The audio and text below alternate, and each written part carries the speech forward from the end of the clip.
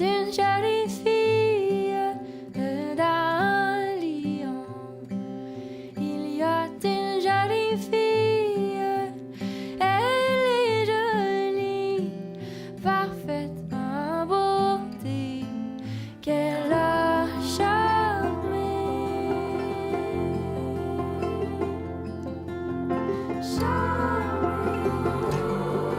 Elle a charmé le cœur d'un grenadier.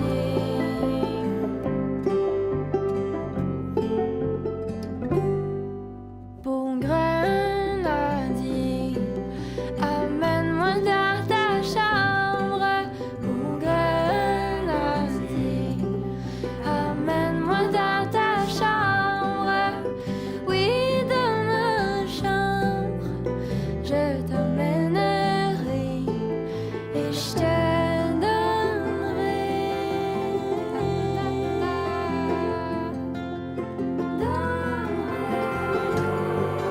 et je te donnerai le cœur d'un grenadier.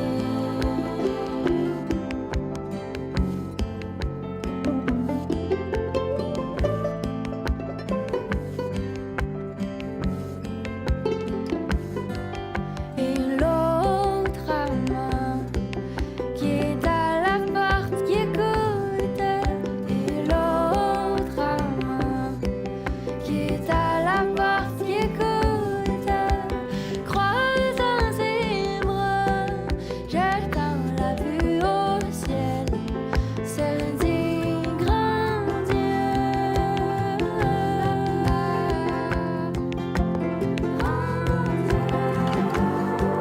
Se dit grand Dieu que je suis malheureux.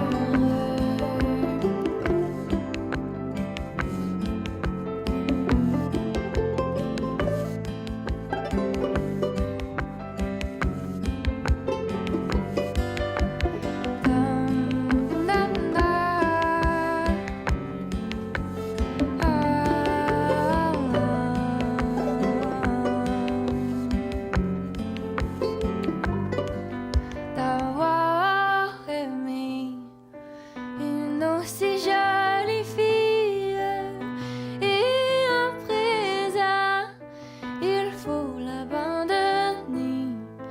Oh oui, grand Dieu, grand Dieu, oh oui, grand Dieu, que je suis malheureux.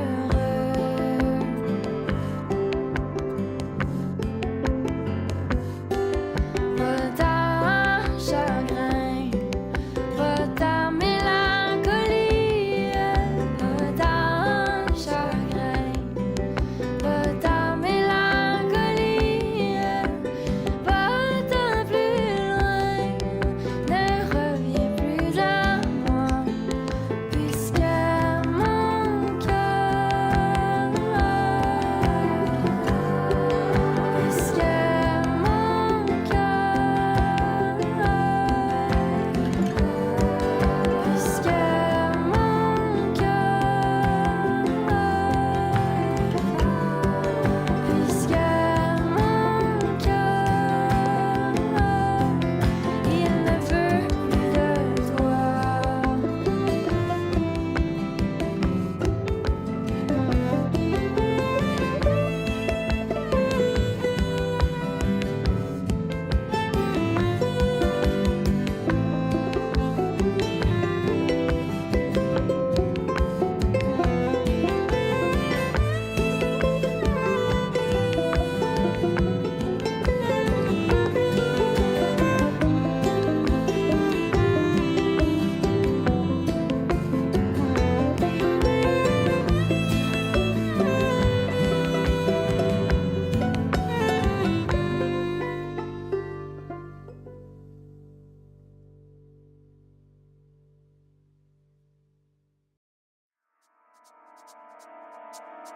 The nation is under siege.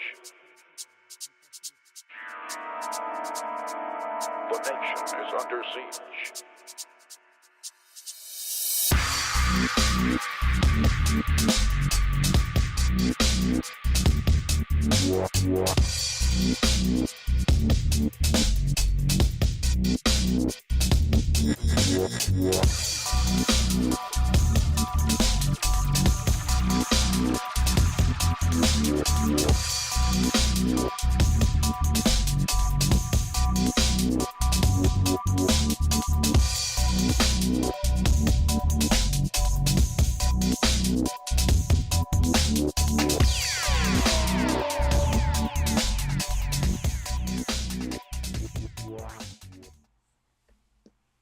Well, good evening, everybody. It's Sunday, the 23rd of March. We are in spring.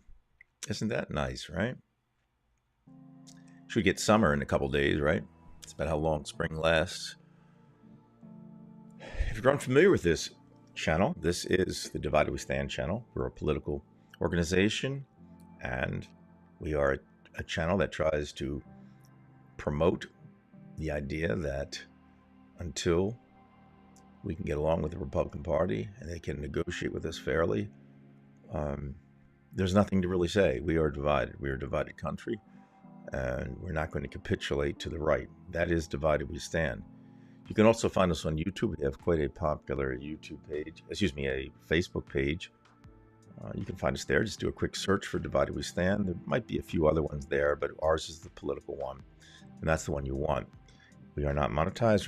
Dave and I aren't looking for any kind of money from anybody. We just want to do something. This channel, this group page, was initially intended just to fight Trumpism in the Republican Party. We saw what was coming. We didn't realize that we were going to have a lot of losses here. And here we are, almost 4 years later, and we're in the same place, if not even worse. So that is that. Tonight, Dave will be joining me from Arlington, Virginia. We have some interesting news, an event that happened yesterday.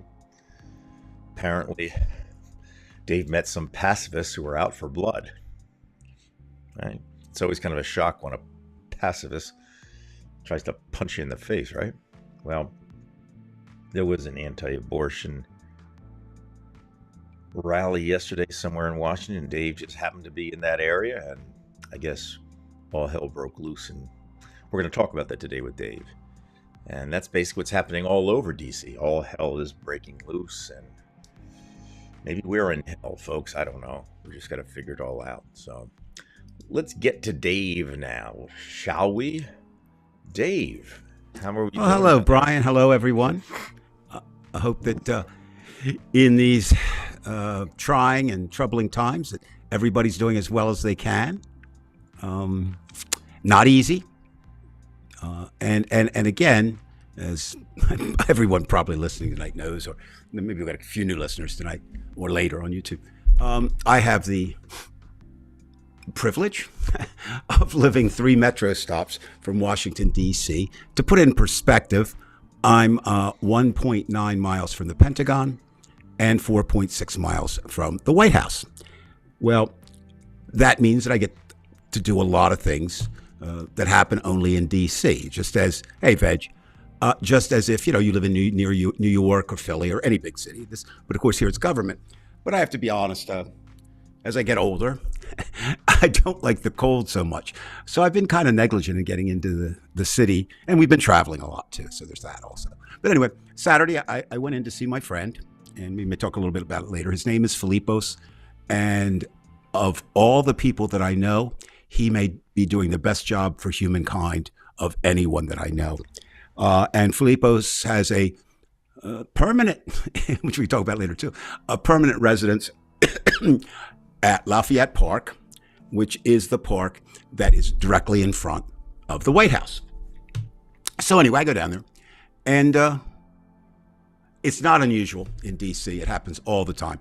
You come upon, turn a street corner, you come upon a protest. But of course, even more often it happens, I would say, minimally 1 out of every 4, maybe even more, definitely 1 out of every 5, if not 1 out of every 4 times you walk by the White House, someone is protesting. A lot of them are international. Obviously, we have issues. Certainly, Gaza. There's a group that comes out pretty regularly for that, and another is the abortion people, both pro and con. And we know that's a divisive issue in America. For me, the way I approach it, there's really only three options on abortion, and maybe I'm missing some, so I hope somebody can suggest this. One is that you're not pro-abortion necessarily, but you believe it is the woman's choice. My personal belief is it's three people's choice. It's the woman's choice, the doctor's choice, and the father's choice. But when it comes down to division, it is the woman's choice. That, I can live with that. I accept it. It's the way that I run it. Right. A second way is you limit abortion. You're against it, but you do say, okay, in times of death of mother, death of child, extreme circumstances, whatever. And then the third is abortion is an abomination and a sin. Well, this group there call themselves the abolitionists. And that's interesting because they actually take the name from the abolitionists who were the anti-slave faction, the white anti-slave faction in the Civil War. Now, the problem with abolitionists were they were absolutely stark raving mad. John Brown was one of the craziest men ever put on this planet. However, he was crazy and did right. Correct. But a lot of times crazy doesn't do right. He gave his life for it too. Yeah. And it was,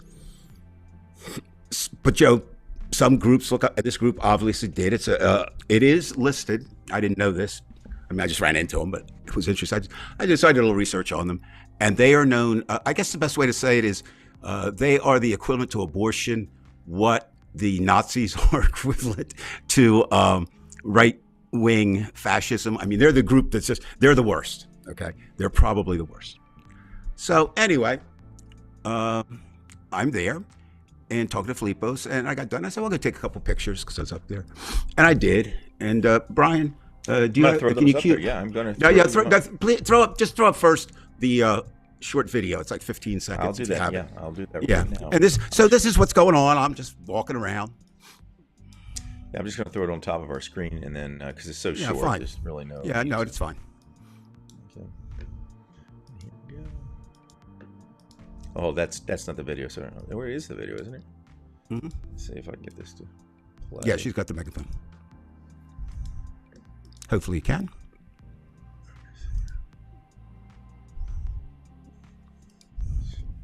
Just see this for a second. Mm-hmm. If not, I can describe it. But of course, it's always better to have actual audio. For some reason. I mean, no, hold on. It should go now. Let me see. Okay. Come on. I don't know why it's not going. You know what I'll have to do? I think I'll have to just screen share it, and then we'll do that. Okay, whatever. Again, you know that sometimes, ladies and gentlemen, I make fun of my partner, but the one thing about doing anything live, it doesn't matter who you are or what you do, there's always going to be problems. It just doesn't matter. Technology is not quite there yet, and we're not quite there yet. Maybe our children's children, it'll be seamless. But for a while, well, I can talk about it, Brian. That's okay if you can't get it up. I know. I think I have. I just want to. I don't know why this is. You know how long I've wanted to say that on this show, Brian? If you can't get it up, it's okay.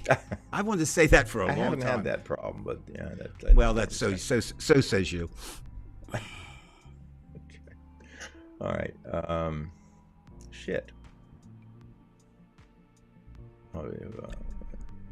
Okay, I know what you can do here. Here's what I'm gonna do. I'm going to drag this to my desktop, and then for some reason it shows the video in photos, but it's got like the download is all fucked up. Okay, I'm going to just try this. That happens frequently. Here we go.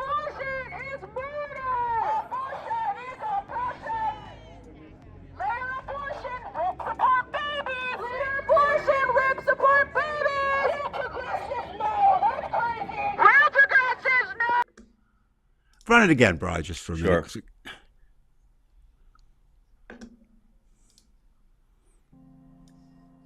And then after that, I'll point out a couple things, and then we'll go on. Abortion is murder! Abortion is oppression! Later abortion rips apart babies! Later abortion rips apart babies! Real progressive, no, that's crazy! Real Okay, a few things Not very- about that. First of all, it's not the Million Man March, correct?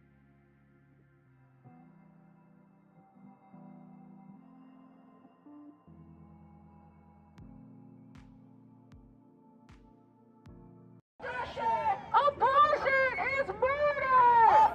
Support babies!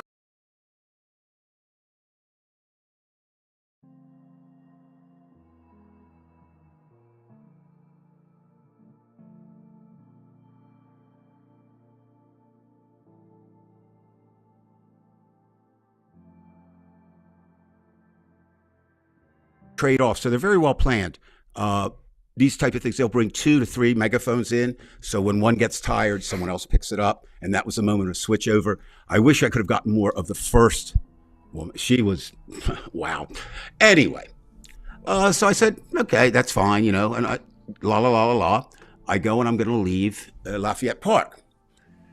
And as I do, now this is what you see here are the other people there. You can see the signs. And what I found interesting, and I don't know if this was by design, I wasn't interested at that point, but there were very few, there was like, I think 2 males and 7 women maybe, in the group moving around, but it was all men around, right? But, and it says there, abortion is murder, gets you that way. You see the sign.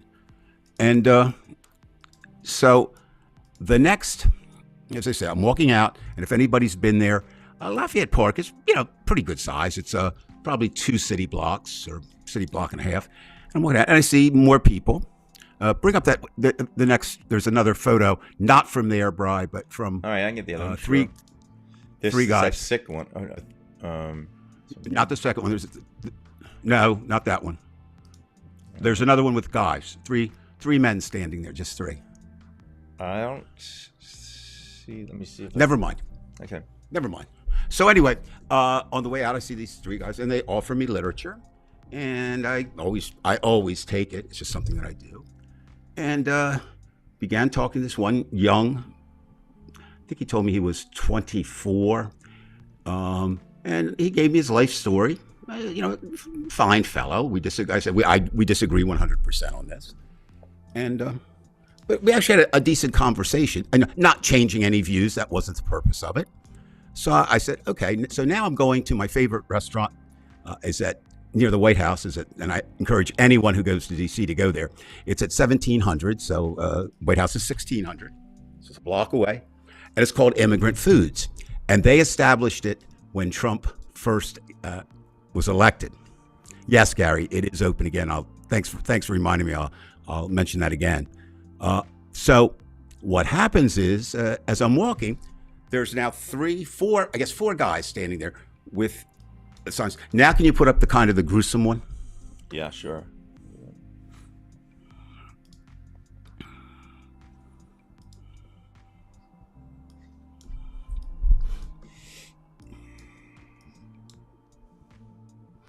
Okay. Now, can you get the bottom of it? That's what I want to see. I don't want to see the hands. Can you get to no? There we are. All right. So these gentlemen had variation of this, and unsolicited, they said that one of them shouted to me, says, "What? Are you offended by this?"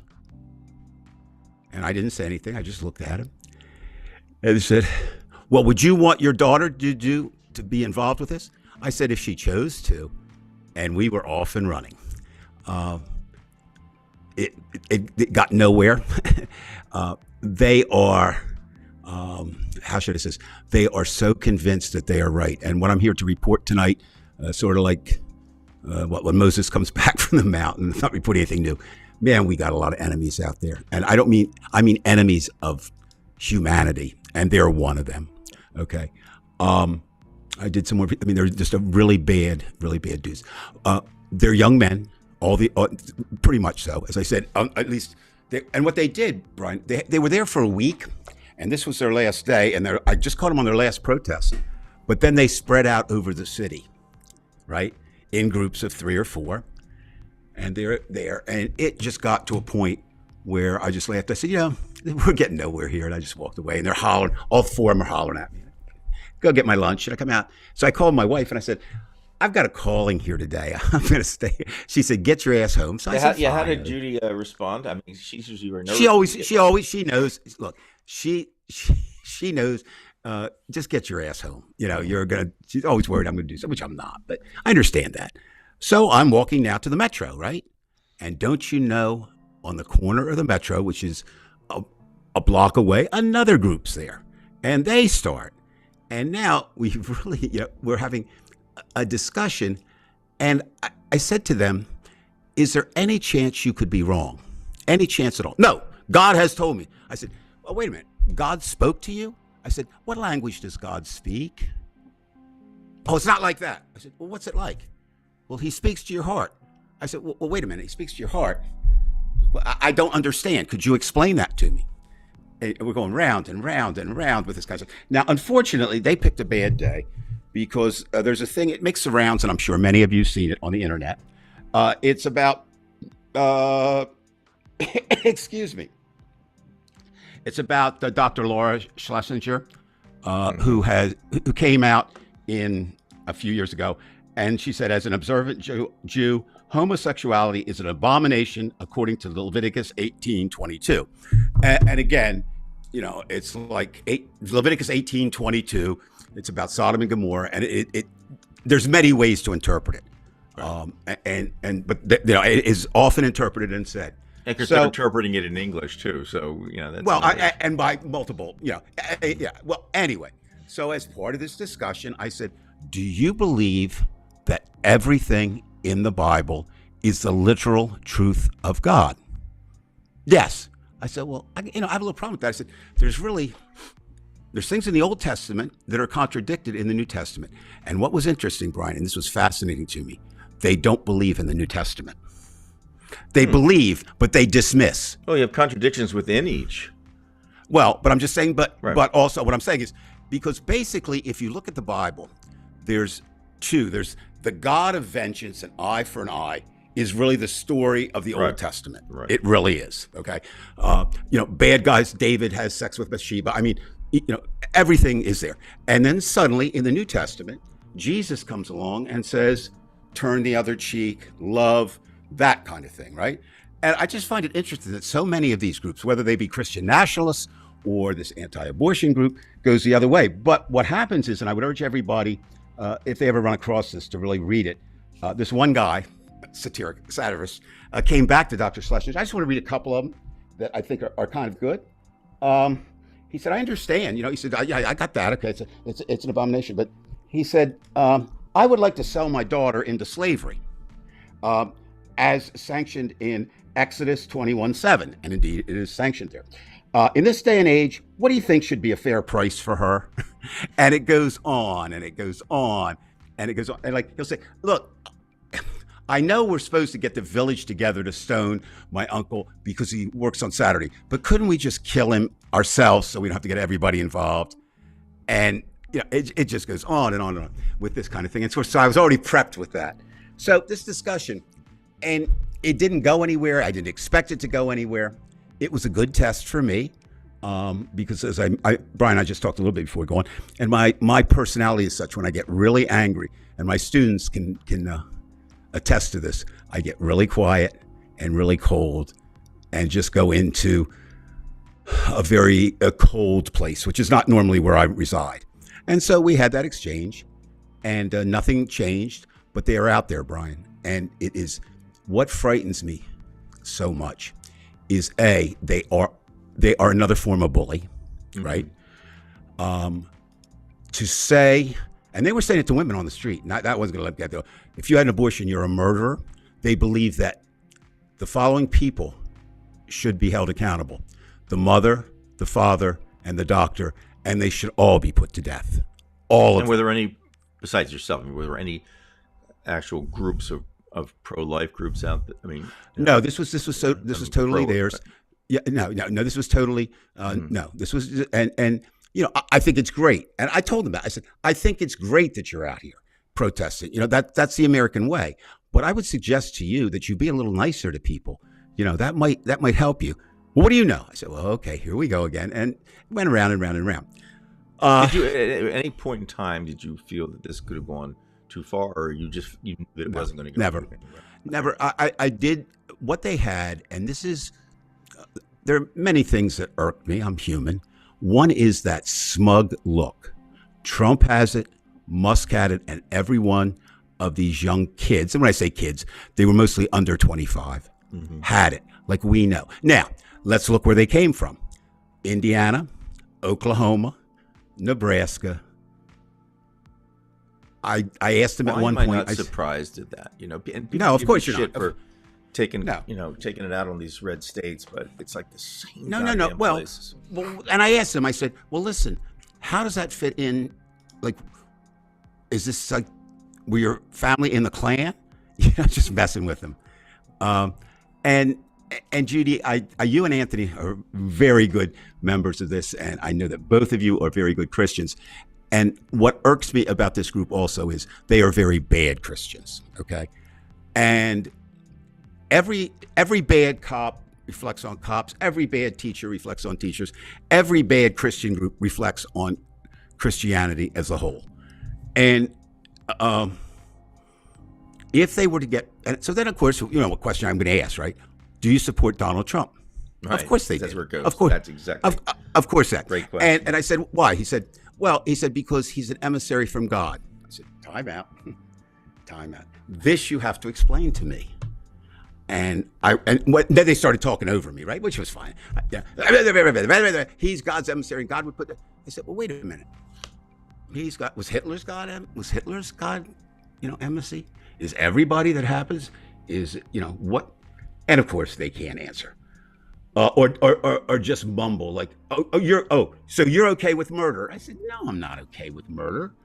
I said, there's a scientific question of when life actually begins, right? There is. I mean, now people like Trump stir the pot. It was Vance. Somebody said post-birth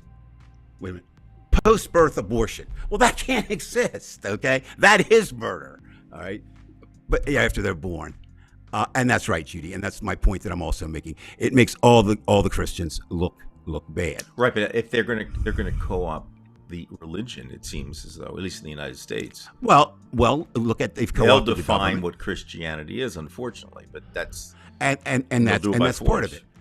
And that's exactly what would happen. So if I don't see, and what makes it interesting is that, you were joking, but you said pacifists. They are not pacifists. They would resort to anything. right.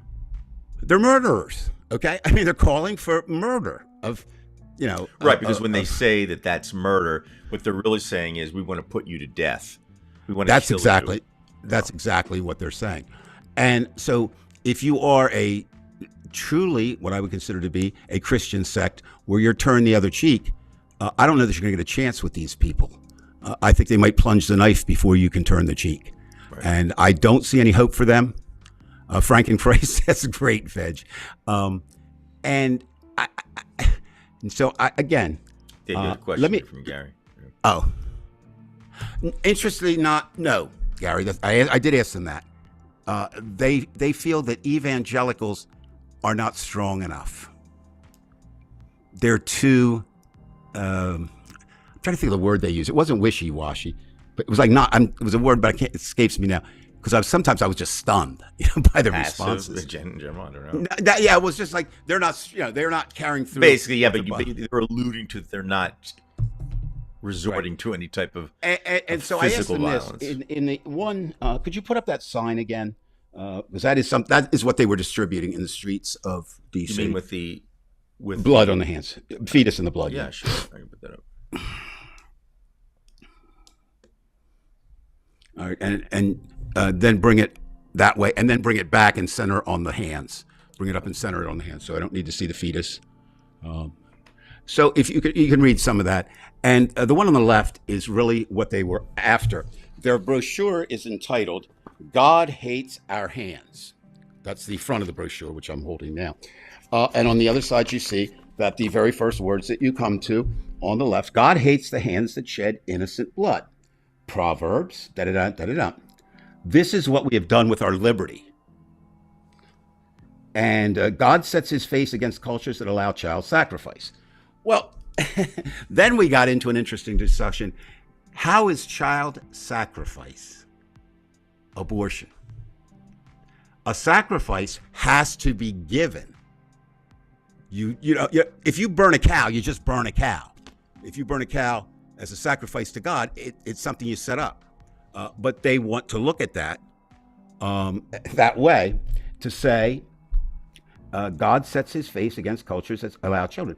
And that is also Leviticus. And everywhere we went, we've got Numbers, we've got Isaiah, we've got Jeremiah, we've got Ezekiel, and we've got Psalms.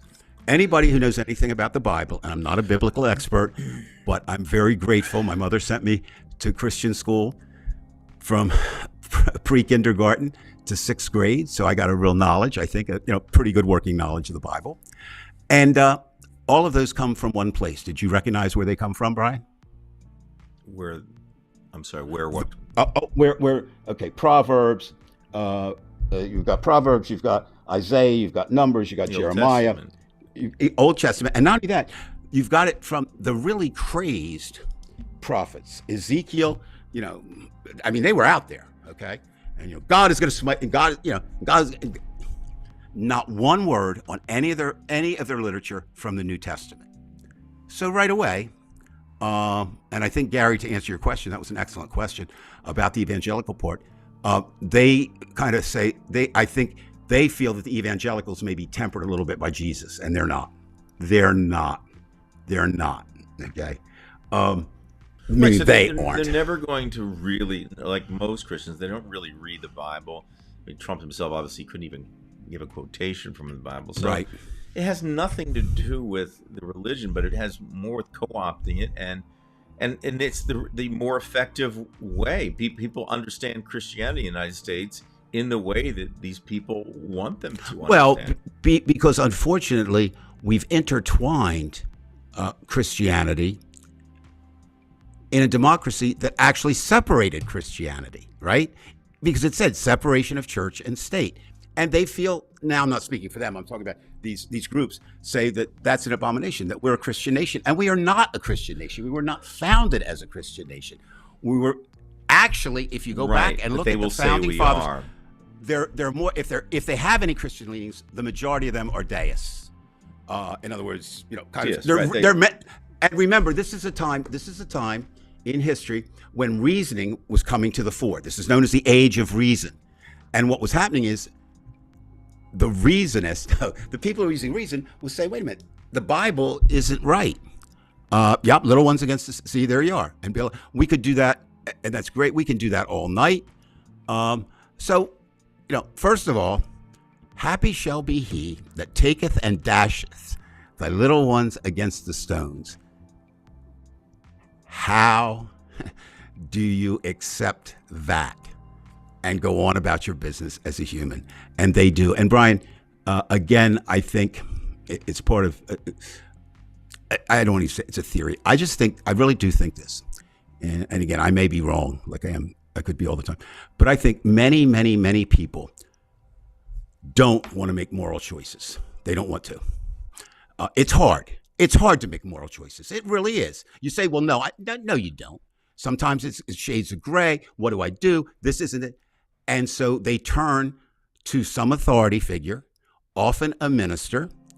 Now, have you noticed since Trump has been in, and this is no reflection on Trump, it's brought MAGA to the rest. Do you know there's been 5 that I know of, men of the cloth, who have been arrested, associated in some way with Trump, for having sex with children?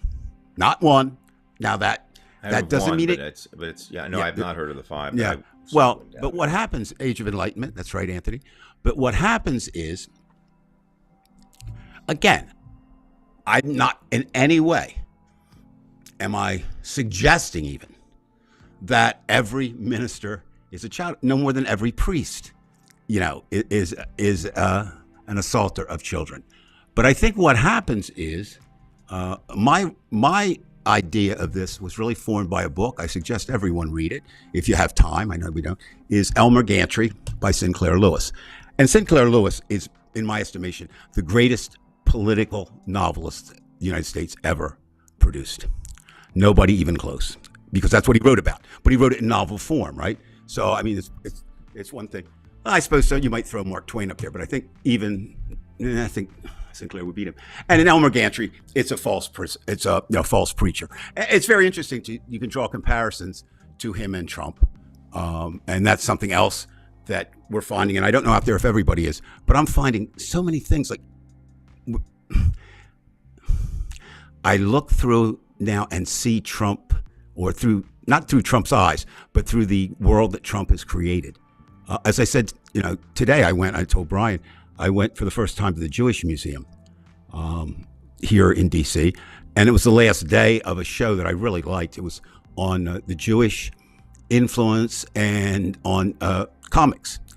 And I just finished a book about that, about how our comic book heroes reflect the time.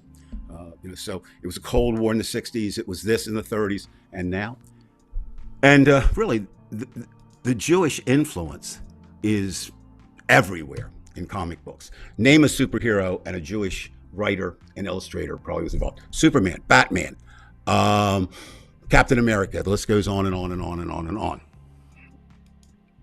So, but they had this section of it which was fighting fascism. And of course, Jewish Americans have a very vested interest in fighting fascism. If I were a Jewish person in America today, I would be very concerned, which brings me to something else I want to talk about tonight. We've crossed many lines, but do you realize there's at least 1, 2, and maybe as many as 100 people have been wrongly ripped from their homes, taken and deposited, not back where they said, not back to the country they came from, but sent to one of the world's, it's the worst prison in the Americas. I assume Russia and China and maybe North Korea have tougher ones. Yes, probably. And I would say that the Russian ones are horrible. But this is pretty bad. What prison is good, really. Yeah, but no, this is, and there's one that really was, now again, stories, being a writer and liking to read stories. This one was very powerful. It was a young gay man who was a hairdresser who they ripped out and took, and he's just crying. He said, I'm not any, and he was, and he said, I'm not anything, I'm just gay. Well, and didn't matter. We have the report of the Canadian actress that was held for 12 days at the border. We're there. We're there. Don't kid yourself. We're there. Now, once one person, they took the protester for Gaza out of Colombia, and Trump is focusing. And I don't get it. And I wish somebody here could explain it to me. I don't get the capitulation. I really don't. Now, I guess what's happening is, like Columbia University looked at it and said, we could lose all our funding, that we get from the government. So, ergo, we have to do what Trump said. And they did. The law firm down here capitulated. Just people are giving up, and the entire Republican Party capitulated. Well, that they have their reasons. I'm not dismissing what you're saying. You're absolutely right. I mean, they're so far gone. It's pressure, and you either go for it or you don't. But I don't understand. Stand up. I'll tell you. Here's what happens. Okay, so DEI, right? Which is really I think we made a mistake, and language is important. Maybe I make it too important. DEI, you know what that is? It's just affirmative action under another name. We should have kept affirmative action, but somebody had the bright idea. Let's change it because people don't like affirmative action. No, kids, it's not that they don't like the term. They don't like what it means. It means that you're going to put women, blacks, gays, Hispanics, immigrants, poor people on an equal or maybe a little bit better footing to get them to equality.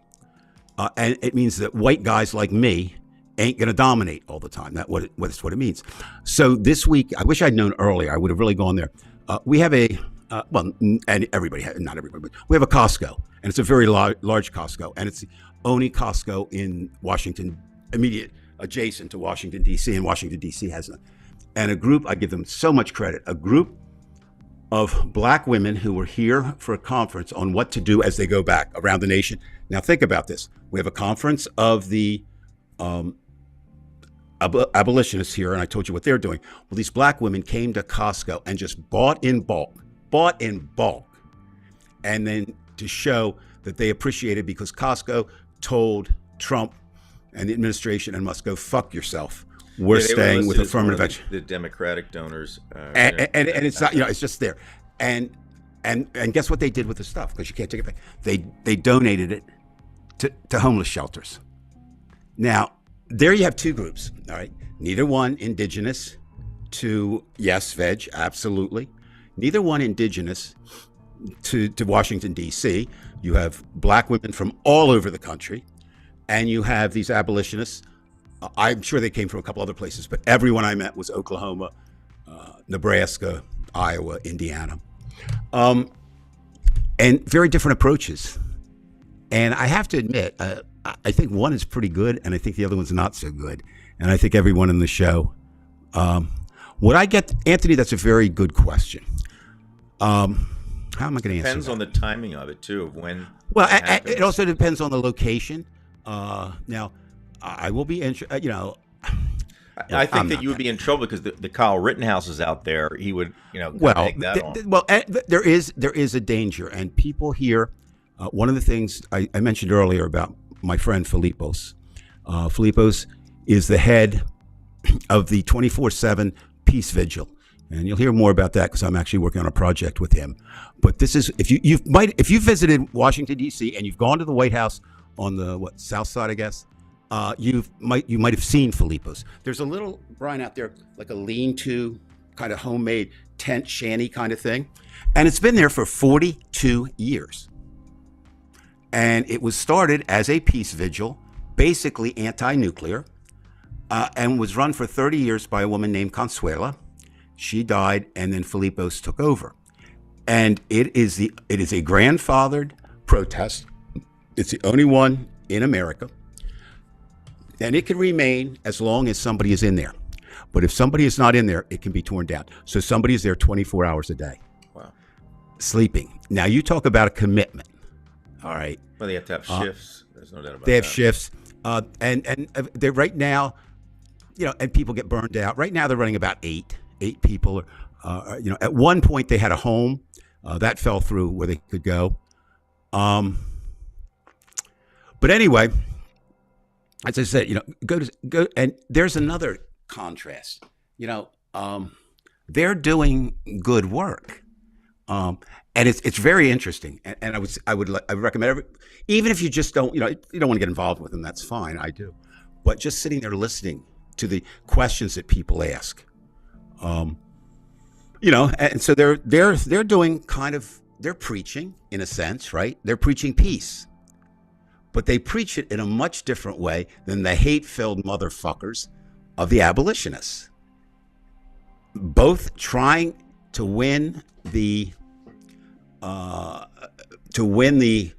what is it? The minds, hearts and minds, right? Is that what we're supposed to be winning? The hearts and minds, and doing it with very different approaches. And that's another thing. I think I don't know if I agree with this, but it's a quote that it always comes back in my head. Don't ask me who said it, but it was said, "How you protest may be more important than the why." I understand what that means. I've tried to. It's sort of. I've tried to live by that, but right now we can't. We can't. This is the ultimate bully. They are the ultimate bully. And if anybody out there has ever been bullied, there is no way you talk yourself out of that. I will do that, Judy. I'll get a hold of you. There's no way that you can talk your way out of a bully. You can rationalize with a bully. The bully sees any capitulation as weakness. Would you agree, Brian? Yes. So right now we're facing a bully. So let's look at this. I personally do not believe that I would or could set a Tesla on fire, firebomb them. I wouldn't do it either. But I understand why people do. And so I'm not gonna do. I just wish they wouldn't have done it that way. We still have to be a nation of laws. But Brian, again, I'm going to come back and play there. We've got to fight them every way we can. Right. Well, that way I don't think wins because then they can do it too, and then they get the Brian, Colorado but Brian, House. listen to me. They're going to do it anyway. I know Brian, that. they're going to. So, But so at least if- first, why don't we try it the normal route? Don't buy his What, cars. because, look, I'm If not they just like sit I in said, a lot. He's not going to make any money. Well, I think that's part of it. But you know, there's going to be bad actors on both sides. Yes, absolutely, and they are. And- they have the advantage right now. And Until so we have an advantage, you can't really do it. well, they're doing it. Yeah, I mean, So I'm like I said, what happens in these times is it really does try your line of what. There's two lines really, Brian. I think in life, people say that, the line you will not cross. I think you have a personal line that you will not cross, and then you have a group line, I guess, for lack of a better term. So my personal line, I would not do that. My group line, I will not attack them for doing it. I won't. I'll say I disagree with it, but I understand, the frustration. And it is, look, Musk is in I'm just financial. saying for the that voting bloc in the United States where people are unsure, or they're conservative Democrats. When people do shit like that, it turns people off. But right now they're turned I off won't anyway. support any type of violent behavior. I will not support. I think And Martin Luther King had it right. Is a way to do it because they'll realize- win if you use that. Do you? Okay. I like what Malcolm X said to Martin Luther King. It always stayed with me. I didn't know this, and a few years ago, going to the African American Museum here, I learned about it. I didn't know that they only met once in life, personally, the two of them.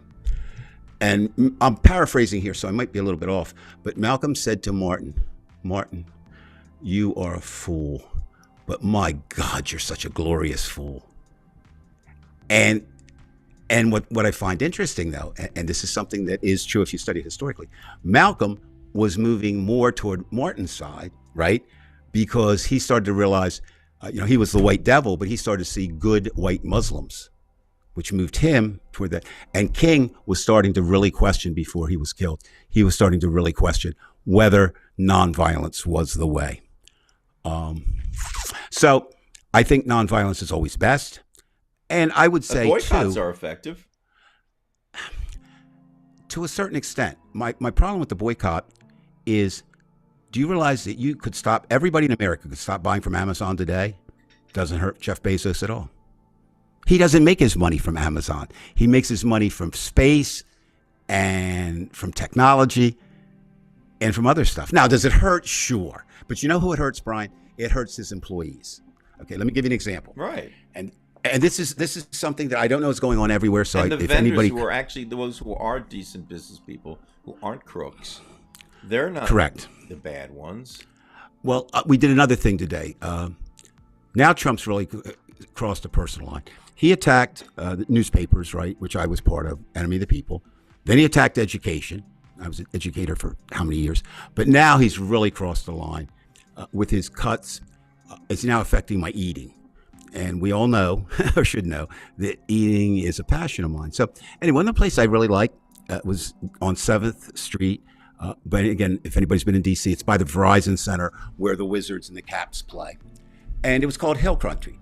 And it was a Texas barbecue place. And it was really, really good. In fact, for a number of years, it got Best Barbecue. It actually opened the same year we came. So it's 14 years old. And it is closing next week. Now, what it's closing for is the fact that they can't agree on the rent. They doubled the rent. Mm-hmm. And what's happened here in D.C. and happened in other cities too, as workers didn't return, right, after COVID, and then government workers didn't return, right? It was a struggle because tourists, government workers, that's what supports Washington, D.C. Every eatery, every museum. Well, just as they start to return, because what was that, a month ago, maybe? Something like that. Well, now, everybody, and when I say everyone, I mean literally everyone in government is concerned, will they have a job? I met a young man, just arrived in our building. He was delayed 2 weeks. He's going to the Pentagon. And he said, every day I get up and look, may not have a job. The people at Hill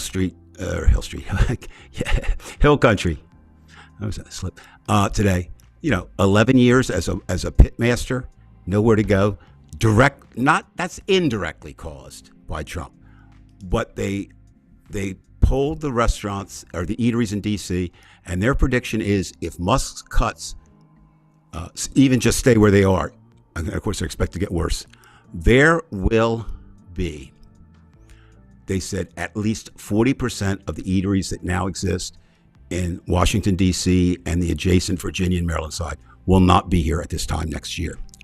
Now, what happens then? It's going to be such a ripple effect. And you have to ask yourself, why? And I mean, I'm not smart enough economically to know, but it sure does seem to me, Steve Bannon, if you listen to him, he's just an anarchist. He wants to burn the whole thing down. So he doesn't care what happens. Trump and Musk have a little differing thing. They want to make money out of this. And that's all it is. That's all it is. Trump is, I think what he realizes, I think he does realize, but he'll buy low and sell high, right? That's kind of his belief. Musk's is a little different. Notice the agencies he's closing and tackling. They're the ones that he can provide the service for. Already, Starlink is now, think about this. Starlink is now the connection for the FAA. Now, do we know that these plane crashes are related to Trump? No, they're not. They happened during Trump's time. Maybe I should have told the abolitionists. Maybe that's God's way of showing, get rid of Donald Trump. But what happens at that point with this type of Trump and Musk, they do not care. Now, I mean, we can say that all night, but they just really do not care about human beings. They just don't. They're incapable of doing it. And so there's no way. And I saw this week for the first time, Bri, I saw really relatively intelligent people calling for a military coup. I was talking about that with Ronnie a couple of days ago. I said I actually would look forward. We've kind of thrown that around. Yeah, I know. Well, but what happens is we don't know yet. And if it's going to be, the longer this stands, I don't think that will happen. Well, let's look. There's just too many Trumpers in the military. Okay. Are we in a constitutional crisis? And the answer is yes. Yes. It's not coming where there. Donald Trump has had more than 100 court cases or charges of stop, halt, cease, desist. More than 100. And has not complied with one. Not one. The only one that got up to the Supreme Court did get bounced back 5-4. And I was talking to someone today about that. I said, it'll be interesting. Because, when you get attacked, like today, I was attacked, but it was fun. But I mean, the abolitionists wouldn't be on my list of most favorite people for other reasons, but even with personal attack, like stop that. Well, now, they've called for Amy Coney Barrett. The MAGA has called for her to be impeached, et cetera, because she voted, with the group that stopped Trump this first time. Maybe she'll become like, okay, I'm just going to vote this way, more of the time, because we don't know. But you've said it, Brian, and you say it better than anyone. You can't put your faith or hope in the Supreme Court because we don't know how they're going to act. Because we know going in, it's 6-3. So you have to win 2 of the opposite side come to your side. But what happens when Trump says absolutely no, I'm not doing this? Now, I do think, again, sound a lot of negativity tonight, but there's positive things. I think I'm going to go on tonight and say I think Bernie and AOC, both of whom I admire tremendously. Bernie, who I would have supported for president in either time, but I did support Elizabeth Warren because I thought she might be more electable. But I would have taken Bernie in a moment.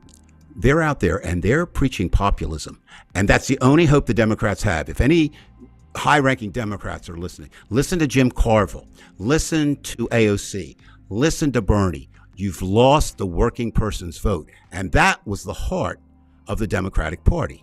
And you've got to get them back. And one way to do that, and look at the crowds. They're getting bigger crowds than any presidential candidate ever had. Again, we're looking at what is good. Every time a Republican doesn't go out to meet with his or her constituents. That's a good thing. You've done it in your district already with the Jeff Van Drew. Doesn't show up, we'll have our own. Another one's planned. They're all over the country. Now, earlier on the show, somebody posted April 5th. I would urge everyone, I don't know if it's in Canada, guys, and Canadians, usually got Canadians on the show, but everywhere in America at state capitals, there will be a protest. Now, if you can't get to the state capitol, stand outside, yourself. I mean, I think, and one thing that's changed very much, Brian, and it took me a while to realize this, with social media, everything has changed. We know that. But what's changed is it's changed protest. You don't need 1 million people in Washington, D.C. You need 1 million people spread out anywhere but getting on Twitter. I mean, the photos and getting on Facebook. We are collective now in that way. So you don't need the big push. You don't need the Million March. You don't need the pink-hatted. They're nice, and you should have one maybe ever so often. But you don't need them the way you once did.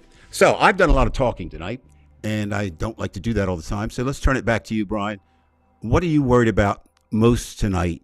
Let me do it this way. Let me give you a different question. Mm-hmm.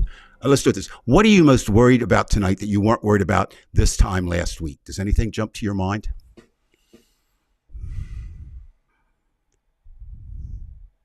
Well, it actually had something to do with what Veg was talking about in his video. Veg had a really good video. I assume Veg is still out there, hopefully. And he mentioned something that has been on my mind. And, I've been watching these, you see these thumbnails for the YouTube videos. And, there'll be like these, extravagant, lines. It'll say, Trump has just destroyed himself. Musk has done this to himself and whatever. And it's just sensationalism, and it's as much as I like people like Lawrence O'Donnell, Lawrence O'Donnell in 1 hour will make you feel like, Trump's walking on a bed of coals and he's not going to make it. And it just never works out. And as much as I like Lawrence O'Donnell and I can see what people are trying to do on YouTube, it's not going in the right direction. And I just have a feeling that, this theme about these, it came up earlier today in the chat about hope. Faith is basically hope. I've always had a problem with hope, and I think that, when we rely too much on hope, but it only works until there's only so much you can do. You can maybe pet somebody's head as they're dying, but you're not going to be able to, do much terms of hoping that something's going to change. I guess when you have nothing, you do it, but I just think it's just this attitude across the country that somehow we know that somehow somebody's going to step up, and it is imperative that, as you said, kind of in a different way, you've got to do it yourself. It doesn't mean we have to use this old format of we have to show up as in a 5 million march. You don't have to do that. You just have to be visible, and you do what you can do. Turn off your light to save energy. Whatever you need to do, you do it. But don't get the idea that somehow, your team's going to win the Super Bowl. Well, only you've been right about that, Dave. Well, that's because I knew the Eagles were going to do that. No, for something again today to come back. When that was something, and you said that all along, and I agree, and it's kind of my premise too. But when I was watching, when I went to the Jewish Museum today to see, and you have Captain America punching Adolf Hitler in the nose, and Superman throwing him off the wall, and that kind of thing. And you're right, they ain't no Superman. They ain't coming. Although Anthony had just said there was something I was thinking about, is that it seems to me that there's this idea that Musk really wants to, he has his eyes focused on Social Security, and that's where most of the big money is. And all he has to do is skim 3%, and he's going to be making $1 trillion off of this thing. So, it really bothers me because I'm going to be ready for Social Security in a couple of years. You're already on it. I'm on it. What would you do, Dave, if all of a sudden tomorrow, you earned it. I know. We see right now. And you have to be blind. not to see the callousness of, what was it, Lecter, whatever the fuck his name in Alaska, or whoever that guy is, goes on and says, well, if my grandmother didn't get it, she's 94 and she wouldn't do that. And the only people that would do that were troublemakers. Fuck you. And that's a good thing. And Musk. And so here's what I'm concerned about. It takes time to do anything, but we don't really have that time. Right. There are people, knowledgeable people, who believe that if something doesn't happen, the midterms will not be held. Right. And so, now that's something, to keep back of your mind. But use that for urgency. One of the things that seems to be very effective here, Brian, is sending the postcards. That's not to Trump. But if you listen to the scuttlebutt of the people who won't go on the record, the Republican Party is not behind Trump. They're worried. The elected officials, not the Marjorie Taylor Greens and the Lauren Boeberts. I mean, they're whatever. But a lot of them are really worried, especially as Anthony points out. Anthony is not alone.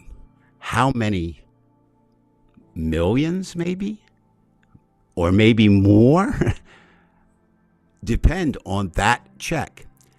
And what will happen, and especially here I see, what's happening is everybody that I know that works in the government said, don't expect anything. We can't deliver it. We're down a workforce, and so they said there are people who have said there's no way we'll get that check out on time. None. We can't do it. My seventh son, in quotes, only one of which is biological. He works now for Immigration Services in Seattle, and they've eliminated all overtime. And there's the only people who get overtime is ICE. That's the only group. So if they fall behind in immigration, it just doesn't get done. So bad times, yes. Getting worse, probably yes. Before it gets better, It's always dark. What do they say? Darkest before the dawn. But here's the scary thing: for the first time in America, for the first time since the Civil War, since the American Civil War, there is a distinct possibility that dawn is not coming to America, and we will live in perpetual darkness. I think each have. Veg had it right today, and I said we're talking about what's happening in Canada. We have to have solidarity, and if it has to cross international borders, absolutely. We're in this thing. Veg kind of felt like he was in it before he was in it. Not many Canadians were, although I have to mention today, this is to everybody, Dave, I was in New Hope and Lambertville yesterday. Had a nice conversation with somebody who said that, he had met a lot of Canadians recently. I don't know what the affair was. I don't know these people I met, but, and they were very, very, upset with what was happening with Trump. But he said he did meet one Canadian who was pissed off at Biden and said was actually happy that Trump. Well, you're going to have that. I mean, I know there's not many. I mean, I understand. No. It's just, and I think, Brian, again, we're running a little bit over, but I think we need to close this part before we leave. Look, it is true. Until you are personally affected by anything, you don't act. Nobody does. Okay, you have to be. When I say, and I don't mean it has to be direct, but it has to be in some way it affects you personally. And most of the Canadians that I met over the past few years was saying, "What the hell happened to you guys?" Most every foreigner I met. It touched Veg, but now it didn't touch them. Now it touches them. And again, just as I think personally, the enemy is many, but the way we could unite is eat the rich. That's because if you think about it, Brian, if you really think about it, 99%, right? There's 99% and 1%. And we're two very different worlds. Absolutely. And almost every one of us who's not in the 1% are closer to poverty than we are to them in the 1%. And so most if you of that 1% got it through legacy wealth of some. Anybody who's made over $1 million has probably had some legacy wealth come their way. Well, I'm sick of it. So you get last comment. So I'm going to ask you a question, and then we can go. No, I just hope. I'm going to mention Doug Ford. He talking a good game, but I hope he doesn't give in. I don't want to see any. I mean, I don't care even if Trump backs off. Just shut it off the electricity. Do whatever you have to do with the tariffs on your side. Fight them now. I don't want this Lutnick coming behind the scenes all the time and doing this kind of thing where he says, "Look, we know it's been said publicly, but just we'll iron this out. We'll be okay. Just go along with me, and we'll do." I don't want to hear that shit. Just don't give in to these people. Well, the only worry I would have there is, and a lot of people express this, they say there's two things going on. That 90% of what Trump is doing is smoke mirrors, never going to happen. Look for their real agenda, and that's what we don't know. We really don't know their real agenda. I mean, does Trump really want to be head of the Kennedy Center? He can't be a head. Can't decide to go to the bathroom. He goes in his pants. That's good news there. Very good. Which means, I think that, it goes back to the Ambassador Bridge. I mean, I think that, that was like a big thing back in the day, maybe it will become a big thing again, the Ambassador Bridge. Maybe that's what's going to happen. And the one person that stood out this week, if I had to do it, again, and we have to be so careful because just because we see it on the internet does not make it true. But I saw it in a number of places. I'm pretty sure the state was Florida. Anyway, this young white guy voted for Trump, and they came and took his wife. And he said, I would still vote for Trump again. When you're dealing with that side thing going on or something, I don't know. Well, I understand. I mean, it's not the marriage of the year, but I'm still saying anyone who could say that, and there are people that are going to stay with him to their dying breath, or his dying breath. So I don't want to see. You know what? Yeah, if somebody has to die tonight in the United States of America, I would volunteer to direct that person. If the flaming sword of the angels comes down and says, "I need one," come here, angel, come with me. Sword of Damocles or whatever it is. We're going to get on the metro here, and we're going to ride 7 stops, and then we're going to get off, and we're going to walk 3 blocks, and your sword can cut through the gate, and we're going to go in, and I'll be with you, and we're going, and I'll point out who I think should be that person tonight. It would be just desserts for Trump if he did get COVID again, but he died from COVID, like a little virus, something very small that he can't stop. The one that he denied, that would be the ultimate and just dessert. That's how I think I'd want him to go, like COVID. And I'm going to go, certainly that's a wonderful way. I'm going to go anyway. I kind of in bleach in his goddamn. I kind of like the angel, with the flaming sword and all that shit. That'd be very biblical. Well, Dave, I'm going to sign off now. Thanks again, and we'll be back next week, ladies and gentlemen. Ryan will probably be back. I know he couldn't make it tonight, but we'll, every day's something new, and if something really big comes up, of course, we'll do a midweek show or whatever we have to do. Now, I always do this, and I step on you. I'm sorry. When you were talking about Hope, and I thought you were talking about that stripper you used to date named Hope, but you were talking about the whole Hope feely changey thing, right? You weren't talking about her. Oh man, you must have been a bad acid trip. All right, Dave. Take care of yourself. Tell Judy I said hello. I'll tell Ronnie. Tell Ronnie I said hello also. All right. Have a good week. Have a good week at school, bro. See you, Dave.